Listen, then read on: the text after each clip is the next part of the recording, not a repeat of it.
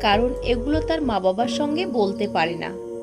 ধীরে ধীরে মানসিকভাবে ভেঙে পড়তে থাকে। সে একা, তার অনুভূতিগুলো কেউ বোঝে না। একদিন সে ঘরের ভিতর গিয়ে ছোট্ট একটা ভিডিও রেকর্ড করে। আমি ঠিক আছি, কিন্তু কেউ আমাকে বোঝে না। তারপর একটা ব্ল্যাক স্ক্রিন, শুধু তার সেই রেকর্ডের ভয়েস শোনা যায়।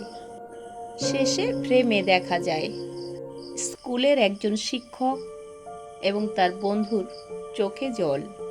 তারা বলে, আমরা যদি একটু আগে বুঝতাম। এই ভিডিওতে ম্যাচের স্বরূপ আমি এটাই বলতে চাই, কথার খোঁচা আর শরীরের আঘাত দুটোই সমান। কারো চুপ থাকা মানে কি সে ঠিক আছে? না। কারো হাসি মানে কি সে খুশিতে আছে? না। চলো বদলাই, শুনি, বুঝি এবং পাশে থাকি।